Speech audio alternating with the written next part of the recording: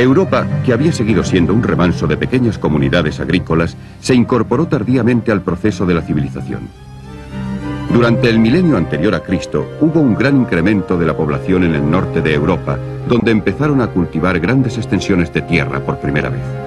La expansión local dio lugar a emigraciones hacia regiones escasamente pobladas. En esta era fue cuando aparecieron las primeras y florecientes civilizaciones europeas, los mundos clásicos de Grecia y Roma, que establecieron tradiciones que aún se conservan en nuestros días. En la antigua Grecia es donde se hallan los orígenes de la tradición democrática que se refleja, aunque en forma diferente, en las cámaras del Parlamento. La misma palabra, democracia, significaba el poder del pueblo. Este ideal había encontrado su expresión 200 años antes en las ciudades-estado de Atenas. Y ahora ha sido adoptada no solo por muchos gobiernos, sino también por organismos internacionales como las Naciones Unidas, que reconocen la igualdad soberana de sus miembros.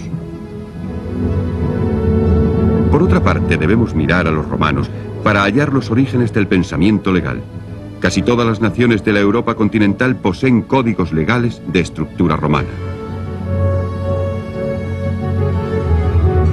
En Grecia surgió el espíritu de la investigación científica y la búsqueda del significado y de la belleza de las cosas.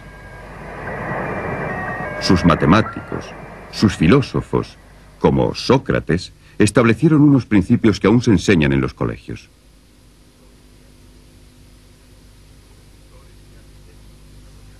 Sus escultores y arquitectos desarrollaron unos sistemas de proporción y de composición que han influido en los artistas a partir de entonces, como en el monumento a Washington. En Roma surgió la aplicación práctica de muchas de estas ideas en el arte de gobernar, en la ingeniería y en la construcción, como en el Pont du Gard de Nimes, donde se combinan la gracia y la proporción con la funcionalidad. Gran parte de nuestra arquitectura, tanto en América como en Europa, ha sido influida por el estilo clásico establecido hace 2000 años. Pero, ¿cuándo y dónde tomaron forma todas estas tradiciones?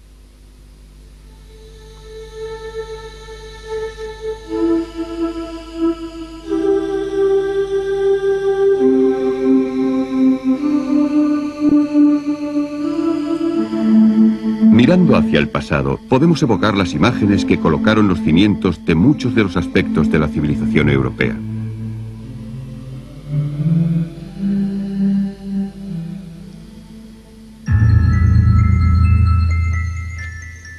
En el siglo XII a.C., el mundo micénico fue invadido y derribado por nuevas oleadas de pueblos greco-parlantes del norte que se establecieron en la zona que hoy conocemos como la Grecia moderna, y desde allí en las costas de Asia Menor, abarcando con el tiempo todo el mar Egeo. Estos pueblos adoraban al dios Zeus, tal y como habían hecho los micenios, y también a muchas otras deidades, entre las que se encontraba Afrodita, diosa del amor. Tras este periodo, en el siglo VIII a.C., el hierro reemplazó al bronce para las herramientas y las armas. Además, los griegos, tras desarrollar un invento fenicio, poseían un alfabeto que flexibilizó la escritura. Utilizada anteriormente solo para cosas como los inventarios, extenderían su uso a la literatura, siendo un gran ejemplo la poesía épica de Homero. También fue la era en que se realizaron estos grandes vasos, decorados con motivos geométricos.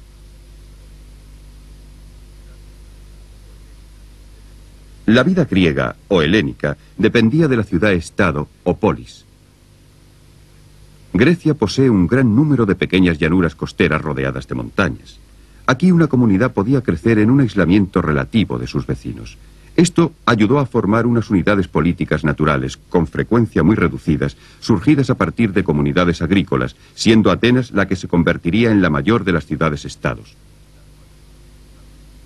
El siglo VIII a.C. también vio el comienzo de 200 años de expansión colonial, alentada por las disputas políticas y un deseo de incrementar el comercio, así como de obtener nuevas tierras.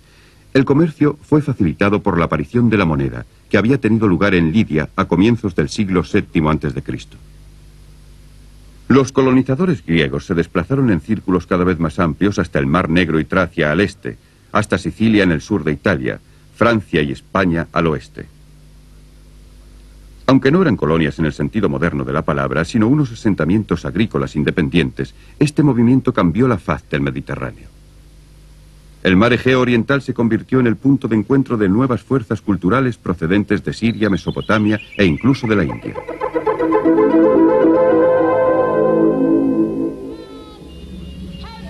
En los siglos V y IV a.C. tuvo lugar un florecimiento cultural sin parangón, especialmente en Atenas, en cuya pequeña comunidad surgieron dramaturgos como Esquilo, Sófocles, Eurípides y Aristófanes.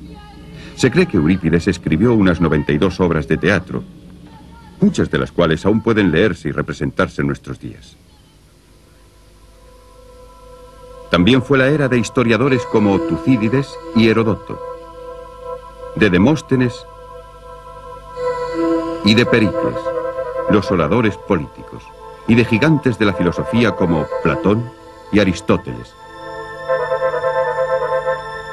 Se reconstruyeron los templos y en el año 444 a.C. se iniciaron las obras del Partenón.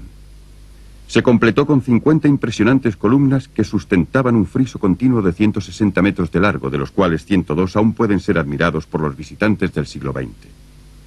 La Acrópolis, en el centro de Atenas, estaba adornada por edificios bellísimos. Además, en esta era dio comienzo la filosofía científica. Los babilonios habían dado fe de los eclipses, pero los griegos se preguntaban por qué sucedían.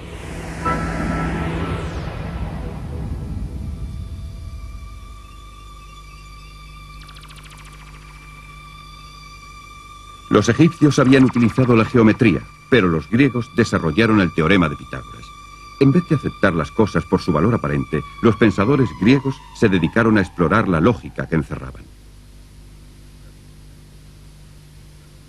La sofisticación de la cultura griega también queda reflejada en su famosa cerámica de figuras negras y rojas, que encontró un mercado inmediato en toda la zona comercial griega y ha sido hallada en lugares tan lejanos como la India, Rusia central y el suroeste de Alemania.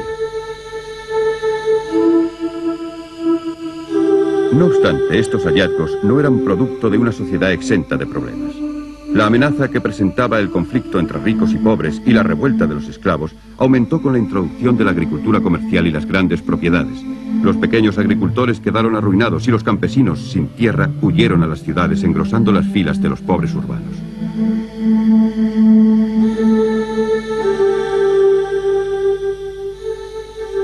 En Esparta, el temor a una rebelión de los esclavos oprimidos tuvo un gran peso, convirtiendo a la ciudad virtualmente en un campamento militar. Esparta fomentaba las virtudes de una vida rigurosa, de austeridad y disciplina, a expensas del arte y de la cultura. En Atenas se decidió aceptar la asociación con el pueblo, convirtiéndose así en una democracia, en la primera democracia de la historia. Se trataba de una democracia limitada, ya que por debajo de los ciudadanos que gozaban de derechos políticos había otros, mujeres, extranjeros y esclavos, los cuales, junto con los niños, representaban 2/3 de la población. Todo el poder estaba en manos de la Asamblea, y cualquier ciudadano podía asistir, hablar y votar en ella. Un consejo ejecutivo de 500 personas, distribuidas en comités de 50 durante la 10ª parte del año, elegida por sorteo o al azar, siendo la presidencia rotativa. Solo se elegían los jefes militares, y solo por un año cada vez. Virtualmente todos los demás magistrados o ministros eran elegidos por sorteo. Al final del año debían someterse a la aprobación de los tribunales del pueblo.